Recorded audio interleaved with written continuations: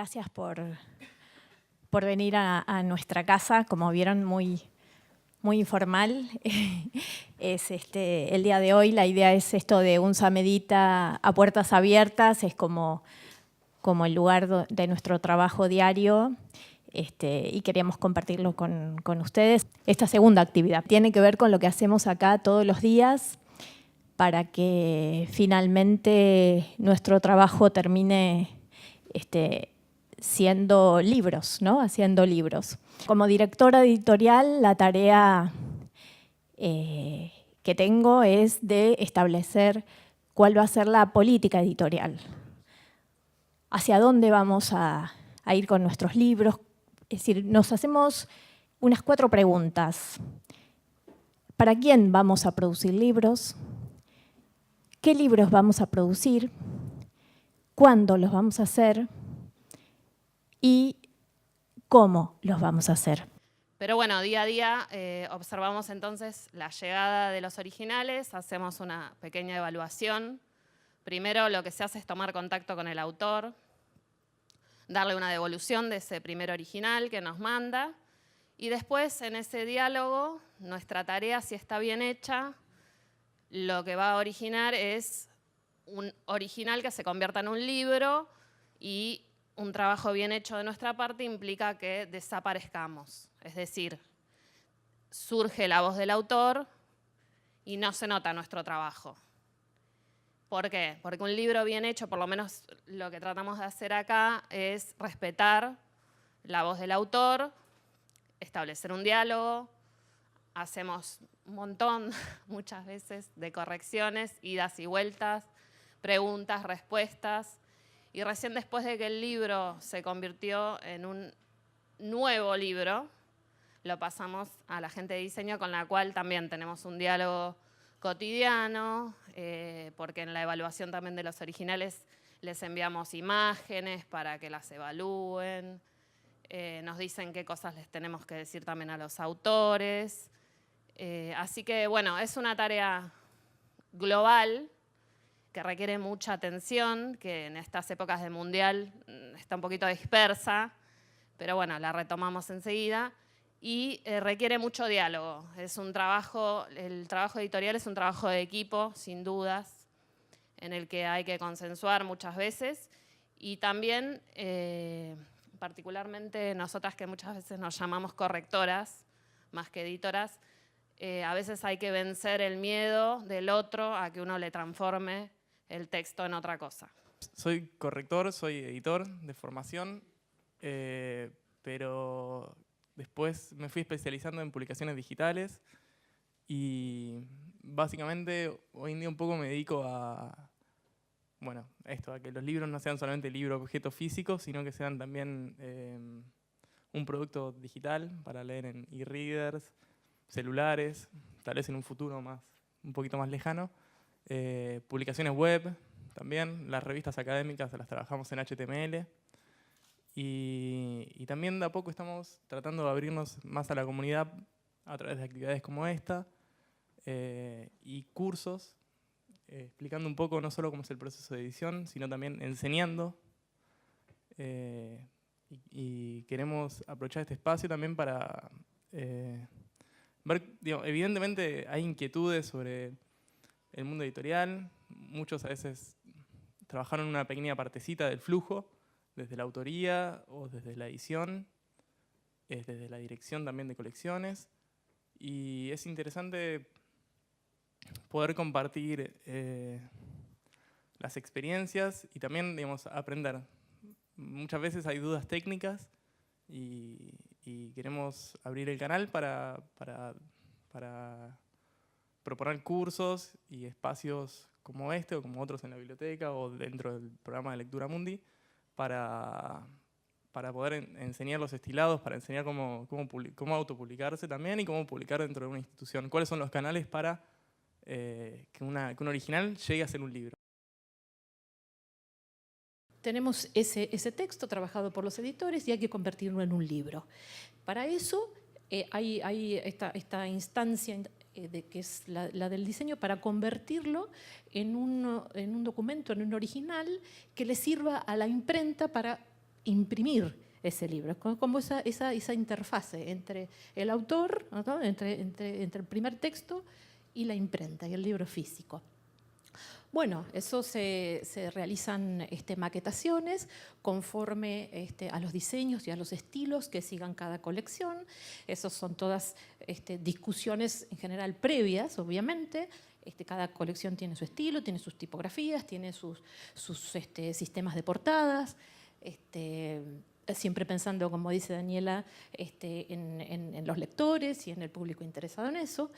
Bueno, entonces la maquetación se hace a partir de programas profesionales. En general trabajamos con InDesign, Illustrator, Photoshop y todos estos elementos que nos permiten convertir la letra en imagen impresa.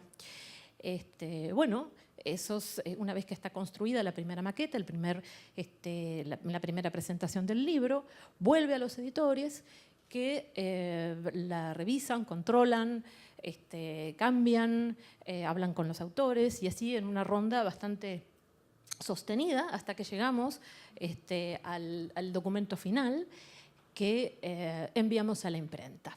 Entonces, luego también, en nuestro caso, por el tipo de estructura que tenemos, también desarrollamos toda la interfase de lo que se llama la preprensa, hasta que la imprenta realmente imprime un documento, pone a imprimir un documento, hay todo un proceso técnico de evaluación del documento, de modificar cuestiones particulares, de cómo se trata el color, de cuestiones muy técnicas.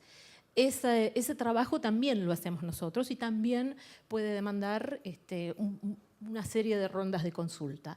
Luego, finalmente la imprenta, con ese documento ya ajustado a sus parámetros, imprime. Pero imprime primero una prueba. Primero se hacen pruebas. Y por ahí, en la muestra, por ahí pueden llegar a ver algunas pruebas de tapa o de interior. Y nuevamente, ahí se abre una instancia de control. Es la última, es el último eslabón antes de que nuestros aciertos y miserias queden para siempre inmortalizados. Bueno, en la parte específica de diseño, pero eso es tema de contenido, es más de los correctores, ¿no es cierto? En diseño nos abocamos más a ver si los colores, si las transparencias, si las tipografías, si todo rinde como debería estar. Una vez que esas pruebas de impresión que nos mandó la imprenta están aprobadas por todos, finalmente el archivo entra a producción. Bueno, en el área comercial y administrativa de la editorial, ¿qué hace? En principio, en cierta medida, asesora a la dirección en la viabilidad de los proyectos. Muchos proyectos requieren de un presupuesto previo para tomar la decisión de si el proyecto es viable o no. Luego redactamos y gestionamos los contratos con los autores, con las editoriales a las que les compramos derechos. Volvemos a meternos en el circuito para gestionar la contratación de las imprentas, gestionar la tramitación del ISBN del libro. Volvemos a intervenir, como decía María Laura, cuando la imprenta nos entrega el producto final para articular la distribución, tanto nacional como internacional, el seguimiento de esas ventas, la rendición de regalías a los autores o a las entidades con las que coeditamos. Gestionamos también los contratos de coedición con otras instituciones o empresas. Realizamos la gestión de exportación en el caso que logremos llegar al exterior con nuestros productos. En este momento la editorial llega con sus libros a Chile, a México, a España, a Estados Unidos, a Colombia. O sea, hemos logrado llegar a distintos puntos del mundo con los libros de Unsamedita. También gestionamos las ventas web y también Yo hace varios años que participo en la Feria del Libro de Guadalajara, en el área comercial y capacitándome. Y bueno, distintas participación representando la editorial en distintas ferias nacionales o internacionales con el apoyo administrativo que brindamos a toda la editorial. Bueno, así como hablaba Daniela, de pensar cuando uno produce libros para qué lectores los está haciendo, los está editando, también es pensar qué medios de comunicación nos conectan a nosotros con los lectores de esos libros.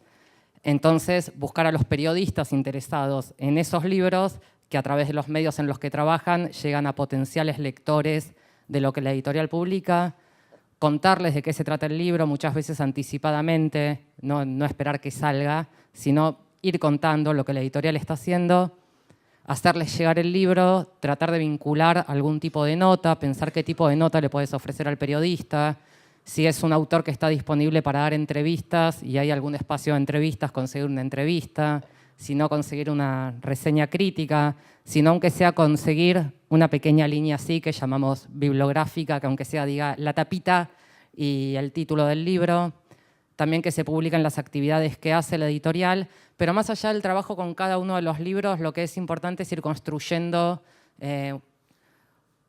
no me gusta la palabra porque es muy marketinera, pero bueno, es la palabra, ir construyendo una marca, generar una relación de marca de la editorial, en este caso de la universidad además, con los medios de comunicación, donde se reconozca el trabajo que se viene haciendo y donde también eso vaya creando una disposición de los periodistas a que cuando reciben un libro de UNSAM Edita piensen que se van a encontrar con algo interesante. Crear un flujo de interés, básicamente. El trabajo de la gente de prensa es eso, es pensar qué puede ser de interés para el periodista y tratar de generar el vínculo también con lo que le interesa a la editorial o a un autor hacer conocer de su obra. Me dedico a la comunicación de la editorial y, como decía Débora, el objetivo es crear un conocimiento de marca, dar a conocer la marca UNSAM Edita y los libros, y eso también se genera a nivel web y hoy en día principalmente, como ella marcaba, en las redes sociales. Entonces, una gran parte de la comunicación hoy en día es a través de las redes, que no es justamente, no solamente los nuevos lanzamientos de los libros, que sí, siempre se comunican y se comunican las presentaciones y demás, pero también las redes nos permiten mover de algún modo los libros que están en el fondo del catálogo y traerlos nuevamente al presente, ¿no? A través de alguna efeméride o a través de algún dato que un autor ganó determinado premio, ¿no? Como que las redes tienen esa flexibilidad que no es tan cronológica por ahí como los medios, que los medios es más difícil que te publiquen una nota de un libro que salió hace 2 años. Sin embargo, en web es mucho más fácil ese nuevo anclaje. Y bueno, como decía también Agustín, la página web hoy en día es un gran canal de ventas para nosotros y un gran canal de difusión de todas nuestras noticias, de las actividades que hacemos, de las presentaciones, de los lanzamientos de los libros. Y bueno, y la comunicación también implica justamente preparar las presentaciones, preparar eventos como estos y otros. Son muchas patas, muchas áreas. A veces yo me he visto de fotógrafa, a veces me he visto de community manager. Es un poquito de todo, pero es lo que hace que los libros se conozcan, se difundan entre la comunidad UNSAM y toda la comunidad en general. Como decía Daniela, el objetivo es llegar a un público general y por eso trabajamos día a día con los distintos canales y con distintos mensajes para cada uno de esos canales, haciendo conocer la editorial, los libros, a los autores, a los directores de las colecciones y principalmente difundiendo el conocimiento, que es el objetivo central, ¿no? de la editorial. Como lo decíamos en algún momento, 12 años no es nada. Es apenas entrar en la adolescencia, pero una adolescencia que tiene una madurez precoz, la madurez de una editorial que es referencia y que dentro del proyecto institucional tiene un lugar destacado y que entonces los convocamos a quienes la han sostenido durante todo este tiempo con la dirección y la conducción de Daniela, todos aquellos que participan de la gesta cotidiana, pero también con la capacidad de convocatoria a nuestros investigadores, también que acepten el desafío de que tenemos que crecer, de que tenemos que reorientar nuestros esfuerzos, que tenemos que ser también abiertos a nuevas propuestas y a nuevas convocatorias, y entonces que van a tener todo el apoyo, toda la predisposición de esta conducción para sostenerla y fortalecerla. Así que, nuevamente, feliz cumpleaños y que dentro de 100 años volvemos a festejar mucho más que lo que estamos haciendo hoy. Voy a presentarlo a Alejandro Duhovne. Alejandro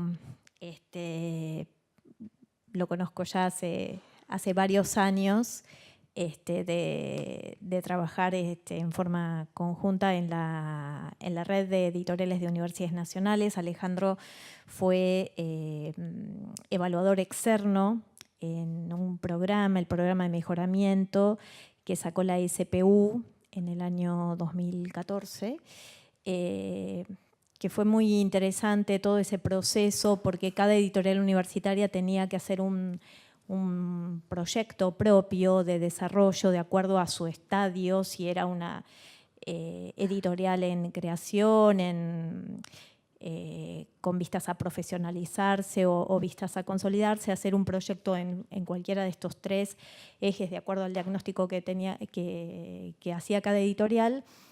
Y todo ese proceso fue evaluado por el Ministerio internamente, pero también el Ministerio convocó a evaluadores externos y uno de ellos fue Alejandro. Así que Alejandro conoce muy bien la edición universitaria por dentro y, digamos, y después has estado estudiando fuertemente este tema, ferias internacionales y demás. Alejandro es doctor en Ciencias Sociales e investigador del CONICET, con sede en el Instituto de Desarrollo Económico y Social, el IDES, entre el 2013 y el 2014. Fue presidente también del IDES.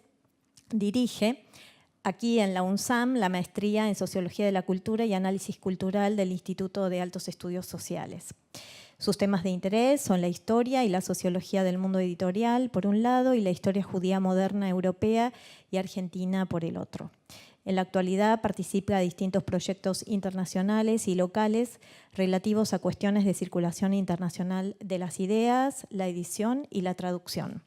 Es fundador y coordinador del Núcleo de Estudios sobre el Libro y la Edición en el IDES.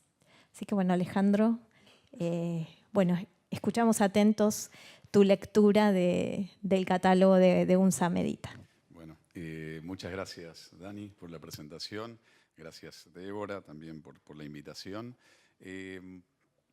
Cuando conversamos con Débora acerca del título, pues la idea era que yo conversara o pensar algo acerca del catálogo, que digo, lo conozco como un observador externo, como alguien que viene siguiendo el proceso de desarrollo de los últimos 10 años de la edición universitaria. Pensamos el título de la presentación y lo primero que se me ocurrió era todo está en el catálogo. Digo, finalmente no dice nombre. Afortunadamente no di, primero por dos razones, porque era un artículo que ya había escrito con Carlos Díaz en 2006, con el editor Carlos Díaz, escribimos un artículo sobre Orfila Reinal, un gran editor argentino, está en México, y el desarrollo de la editorial siglo XXI, pero fundamentalmente, afortunadamente no puse título porque viendo todas las personas que pasaron acá en la hora previa, ¿no? Y que hablan del largo proceso que implica, complejo, largo y artesanal proceso que implica publicar un libro, si reducimos todo al catálogo, una elección de títulos, se pierde de vista algo que es fundamental a la calidad de una editorial, a la seriedad de una editorial, a la presencia en una editorial. Entonces, sí voy a hablar del catálogo, pero me parece mejor dejarlo hacia el último y pensar un poco algo que retomando lo que decía Débora, pero también sin miedo. Débora decía que tenía miedo de hablar o no le gustaba hablar de marca, ¿sí? De la marca editorial. Pero me parece que es fundamental hablar, tal vez sacándole esa carga un poco posmo-marketinera, mercantilista, mercadotécnica a la idea de marca, pero sí hablando de la importancia que tienen la construcción de un nombre. Digo, cómo se construye la reputación de las editoriales, porque y es algo que me interesa investigar ahora. No sé, en las ciencias sociales y humanas tendemos a creer que somos los académicos, los docentes, los investigadores, quienes tenemos soberanía absoluta sobre qué leemos. Es decir, sobre qué autores, qué perspectivas analíticas, qué tradiciones teóricas elegimos.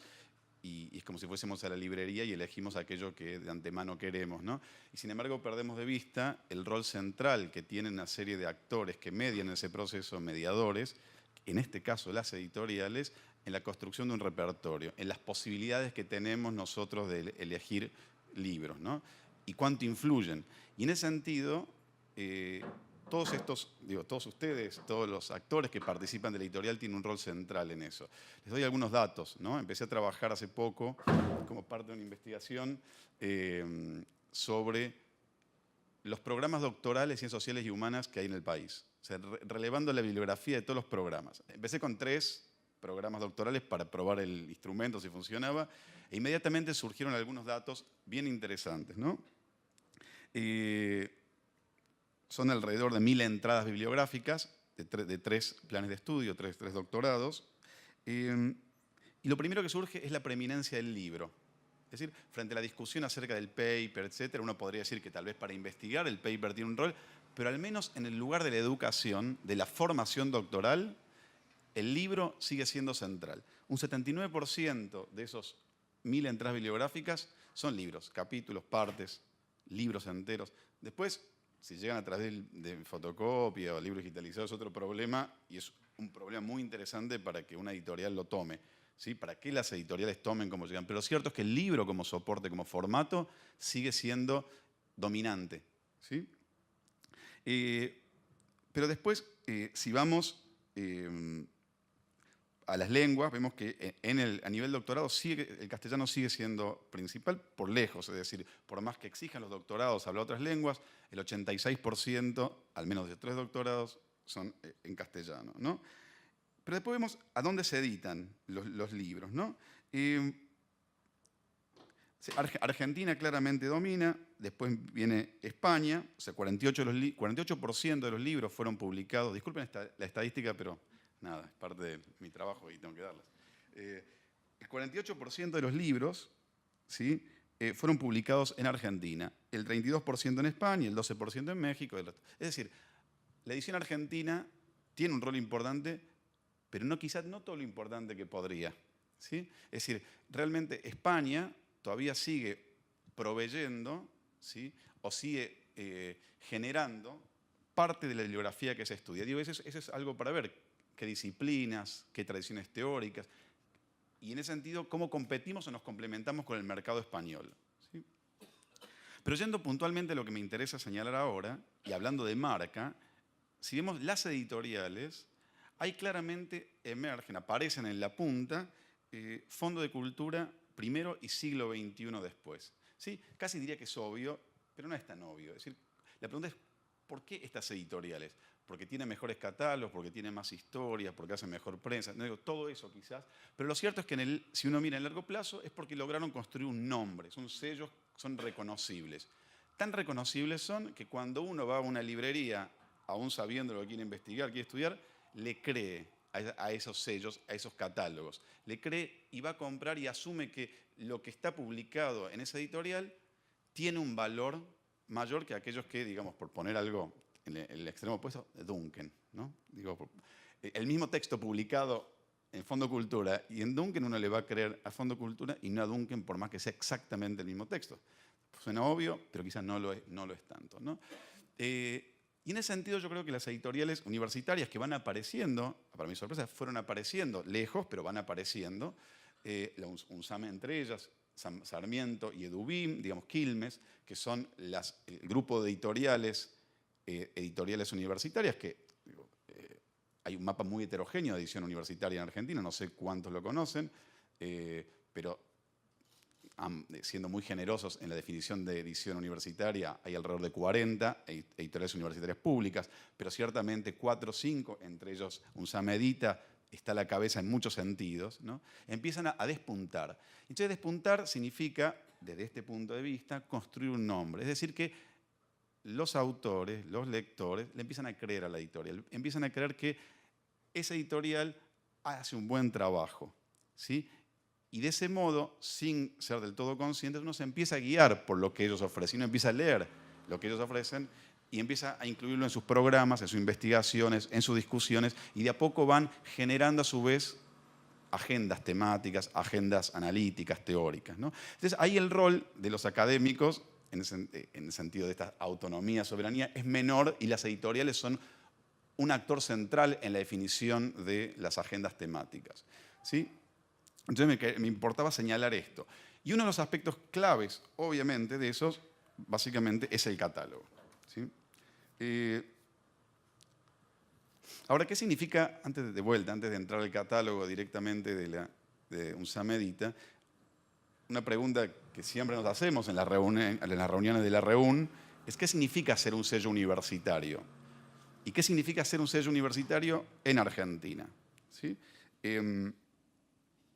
Muy distinto es el caso, por ejemplo, norteamericano, donde las editoriales universitarias publican fundamentalmente para el mercado académico. Esto es, para vender a otras universidades, a las bibliotecas, o para vender a académicos. Pocas veces vamos a encontrar en librerías comunes y corrientes de Estados Unidos libros de University Presses. ¿Sí?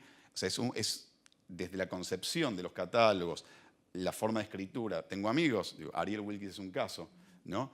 Donde publica su libro en Paidós y después tuvo que prácticamente reescribir un libro nuevo, es un libro nuevo totalmente, el que publica en Stanford. ¿Sí? Por la cantidad de exigencias, demandas que tiene un mercado con una lógica muy distinta. Stanford University Press dijo, muy lindo tu libro, pero eso no funciona para el mercado norteamericano, ¿no? Entonces, de vuelta, no significa que tengamos que hacer eso, no estoy diciendo eso. Lo que estoy diciendo es, en Argentina tenemos otra tradición de edición universitaria, de edición de ciencias sociales y humanas, de edición científica. Y en ese sentido, el caso de Eudeva es fundante. Boris Spivakov, cuando crea el sello, y esto lo reiteré varias veces en muchas conversaciones, lo crea a partir del modelo de Fondo Cultura, porque de hecho el programa de Eudeva en el año 58 es propuesto por Arnaldo Orfila Reynal, que es llamado por Ricieri Frondizi. Arnaldo Orfila Reynal, editor de Fondo Cultura México. Y él propone un catálogo, propone una manera de intervenir en el mercado. Esto es, libros que en efecto puedan contribuir al desarrollo, a la modernización científica y cultural de un país, pero que excedan el ámbito universitario, que impacten más allá de aquel público que está dentro de las universidades. De eso se puede ver tanto en la construcción del catálogo, en la estructuración del catálogo, con colecciones de divulgación, con colecciones de literatura, con colecciones de arte, ¿sí? Y obviamente con colecciones científicas, como en las formas de promoción y venta. Es decir, eso es bien conocido, no lo voy a decir acá, pero desde los kioscos, ¿no?, hasta la forma de promoción muy agresiva que hace que Eudeva se convierta durante algunos años, entre el 58 y el 66, es decir, hasta la dictadura de Onganía, que tiene que irse Spivakov de la dirección, que decide irse en realidad, se convierte en la editorial que más títulos publica en lengua castellana en el mundo. ¿Sí? Eudeva va a ser una marca en sí misma que se proyecta hasta el día de hoy. Digo, esa experiencia fundante se proyecta hasta el día de hoy, tanto dentro de Eudeva como al conjunto de las editoriales universitarias. Las editoriales universitarias, para bien o para mal, se siguen pensando bajo el modelo Spivakov. ¿Sí? Esto es, no podemos ser la edición hiperacademicista norteamericana, somos una forma de edición universitaria que busca siempre ir más allá del público estrictamente científico. Y esto nos abre una cantidad de problemas, ¿sí? Porque ahí, ¿cómo se construye un catálogo que hable para distintos públicos? ¿Sí? Como alguna vez me dijo mi editor, digo, Carlos Díaz, me decís, cuando transformé mi tesis en libro, Carlos Díaz me dice, bueno, el punto es cómo ganar lectores sin perder ninguno, ¿no? Y yo, anda a tu casa y hacete cargo de eso, me dijo, ¿no? Entonces yo no sabía muy bien qué significaba, pero bueno, fue un laburo de reescritura muy fuerte. Es decir, cómo ir más allá del público que me iba a leer, que estaba estrictamente interesado en las discusiones teóricas, ¿no? Y yo creo que ese es el gran dilema de las editoriales universitarias. Es un desafío enorme y con distintas calidades, potencias, posibilidades, fueron resolviéndolo a su manera. Creo que UNSAM Edita es un buen caso, ¿sí? Porque está haciendo un nombre, porque logra en pocos años, estoy hablando de editoriales que tienen Fondo Cultura creada en el año 34-35, si mal no recuerdo, siglo XXI la crea Orfila cuando lo echan de Fondo en el año 65-66, es decir, estamos hablando de editoriales de muchísima trayectoria, y en pocos años yo creo que UNSAM Edita, dentro del paisaje editorial argentino, se ha hecho un nombre, ¿no?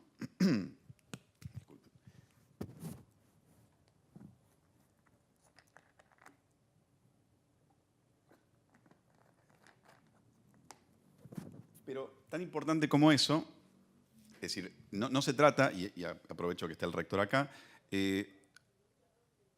uno no puede aislar a las editoriales universitarias del contexto que producen, ¿sí? Porque no son sociedades anónimas, no son proyectos que estén por fuera. Digo, tal vez el caso de Eudeva es el más raro en ese sentido porque es una sociedad de economía mixta, ¿sí? Pero todas las editoriales pertenecen a la universidad bajo regulaciones distintas, ¿sí? Y los casos exitosos, los casos que han logrado trascender este puñado de 4 o 5 editoriales y algunas más que están en crecimiento, que podría mencionarlas, que creo que están en un proceso de profesionalización bastante serio. En todos los casos hay una decisión de las autoridades de la universidad de sostener un proyecto editorial, ¿sí? Eso significa de no cambiarlo, renovarlo radicalmente con una nueva gestión. ¿Sí? No estoy quiero condicionar nada. Estoy diciendo la importancia que tiene esto, porque en el largo plazo solo lo podemos ver a partir de un proyecto que se mantiene, es decir, una acumulación en términos de profesionales, de recursos humanos, de un catálogo que mantiene una línea editorial, obviamente con modificaciones, porque el catálogo se va rectificando, pero esa es la posibilidad de acumular, ¿sí? Entonces hay un rol importante en las autoridades universitarias que tienen sus demandas, que tienen sus exigencias y que es correcto que las tengan en diálogo con las editoriales, pero si vemos el caso de Dubin, que para mí es un caso que yo lo sigo mucho, el caso de Villa María, han pasado las gestiones y hay recursos y hay una decisión de sostener un proyecto editorial. Lo mismo se podría decir para el caso de UNSAM. Y esto es preocupante, esta misma lógica es preocupante en otro sentido, ¿sí? Si nos vemos el mercado editorial hoy. Hoy vemos un mercado editorial muy complicado, ¿sí? Donde necesariamente hay que reinventarse. No, si supiera para qué lado me encantaría decirlo, sinceramente no lo sé. Hablo con muchas editoriales comerciales y universitarias y todos están pensando cómo desarrollar estrategias novedosas para pararse ante un mercado muy complicado, ¿sí? Donde durante 2 años y medio han caído de manera abrupta las ventas. Y sobre todo en un aspecto particular, también hay que estar atento, donde seguramente, si no se cortó ya, está por cortarse un recurso que venía del Estado para la internacionalización de las editoriales universitarias a través de la participación en ferias internacionales. Desde, si mal no recuerdo yo, por lo menos 2010, las editoriales universitarias tienen una presencia regular en la Feria Internacional de Frankfurt, también lo tuvieron en la Feria Internacional de Guadalajara, son ferias muy distintas, ¿sí? Pero, como voy a mostrar ahora, tiene un impacto decisivo en muchos sentidos. Si uno ve desde el resultado de cuántos derechos vendieron en Frankfurt, y ese no es necesariamente el indicador, porque hay unas estructuras de poderes editoriales que hacen difícil que el mercado de habla castellana logre vender títulos, pero de a poco se va haciendo. Lo más importante es todo lo que sucede más allá de la venta de derechos en esas ferias. Es el conocimiento, las relaciones, entender cómo está transformándose tecnológicamente el mercado editorial, estilísticamente, qué transformaciones de diseño hay. Por ejemplo, audiolibros, recién lo mencionaban.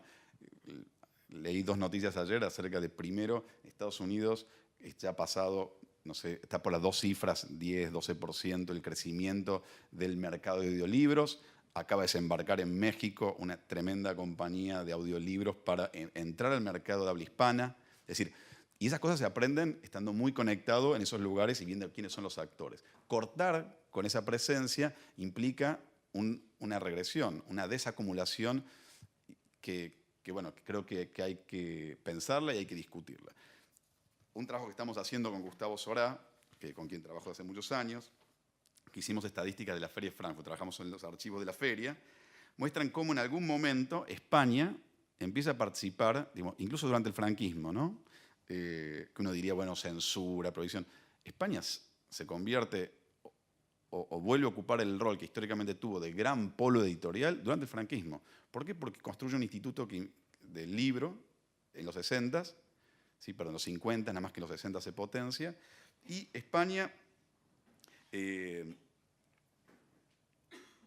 si vemos, ya en el año 53, la feria se crea en el año 48, la Feria del Libro de Frankfurt, en el año 53 ya empieza a participar de manera regular, ¿sí? Todos los años tiene participación. Y entonces el mercado editorial español supo aprender de qué pasaba en el mercado en el mercado mundial y posicionarse como la primera potencia, ¿sí?, del libro en español a partir de, entre otras cosas, la presencia en la Feria de Frankfurt. Argentina, tengo los números, después si quieren lo vemos, pero de manera tardía e irregular, lo mismo que en México. El salto, esa acumulación originaria, si quieren en términos marxistas, se da desde esos primeros años de la Feria en Frankfurt de manera regular. Entonces, esto, ¿no? La profesionalización, la internacionalización, la acumulación, entender que son proyectos de largo plazo, ¿no? Son muy importantes. Y eso, y ahora sí, hablando del catálogo, se expresa y se materializa en un catálogo. Un catálogo que no... A ver, cuando uno hace historia del libro de edición, siempre se corre el riesgo de hacer una lectura retrospectiva. Dice, bueno, tal editorial que publicó entre tal y tal año, y uno recorre y parece como si hubiese una idea como clara, coherente desde el comienzo. Esto queremos editar, y durante 20 años se editaron con un proyecto muy armado. Y no es así, claramente. Los libros se van eligiendo, se van definiendo, se va refinando el catálogo y también va definiéndose no solamente en función de lo que se puede y lo que se quiere, sino en función de lo que el mercado permite. Es decir, quienes otros compiten en ese mercado, tanto en compra de derechos como en que se va repitiendo. Uno tiene que buscar una identidad. Y creo que en ese sentido, Unzame Edita fue encontrando una identidad, fue encontrando un lugar con un catálogo estructurado en colecciones, con colecciones coherentes, con colecciones que tienen una identidad clara, ¿sí? Y también con una regularidad en la presencia, porque los libreros son muy sensibles y las distribuidoras son muy sensibles a las variabilidades en los sellos. Si un sello publica un año 10 títulos y después 2 años desaparece, el librero va a empezar a tomar distancia o a dudar de si tiene que comprometerse. Y claramente la estrategia con los libreros, con la distribución, con la prensa no es la misma, sino siempre puede tener una presencia. Entonces, en ese sentido, y yo busqué en el ISBN, estuve haciendo un trabajito ISBN, cómo fue publicando, y hay un crecimiento en el tiempo, y después hay una estabilidad que creo que es importante, pese a todo, digo, pese a lo complicado del panorama, que es importante sostener. Bueno, tengo las colecciones, números, no creo que eso, digo, puedo decirlo, pero lo voy a aburrir con todo eso, y aparte habló Marisa y seguramente van a hablar otros directores y directoras de colección. Sí, quería señalar un par de cosas más. Una de ellas es la traducción. Argentina, siendo un país periférico en términos de circulación internacional de ideas, no hago una valoración esto, simplemente veo cuánto traduce Argentina de otros países y los países centrales cuánto traducen de Argentina, y claramente estamos en una asimetría total respecto, si se quiere, del francés, inglés y el alemán, que son las principales lenguas de producción teórica. Teniendo en cuenta eso, los principales catálogos más reconocidos, con más prestigio, apuestan de manera sistemática por la traducción.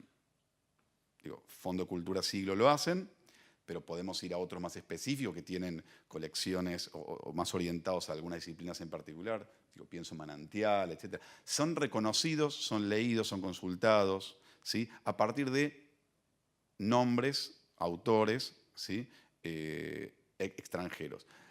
Entonces, es importante sostener la traducción. Si se quiere, de un lugar académico, intelectual, porque son buenos autores, pero también de un lugar estratégico. Por alguna razón, o por esto que estoy diciendo, eso permite un mayor reconocimiento, visibilidad, pero también implica, da la posibilidad de negociar con algunas editoriales extranjeras, un quid pro quo, ¿no? En algún momento, alguna clase de negociación para que haya una presencia afuera. Después, 2 cosas más decía, una era esa, otra es la presencia de autores e investigaciones locales. Recién Marisa mencionaba el libro Verónica Tell, pero uno puede ver más investigaciones a clase y bueno, sería cuestión de que después en todo caso cuenten, como creo que lo contaron antes, el proceso de, pues llegué tarde, pero el proceso de selección que es importante porque las editoriales universitarias están tensionadas, por un lado, por el mercado, que demanda cierta clase de libros, pero por CONICET por el otro. Digo, ¿en qué sentido? CONICET, en ese sentido, se ha convertido en una vara muy importante para medir la producción académica, Y hoy, si bien no está objetivado eso, las comisiones de evaluadores de CONICET no tienen un criterio de decir, bueno, ¿cómo valorar los libros? Hay ciertas editoriales que inmediatamente son reconocidas y otras están en discusión, ¿no?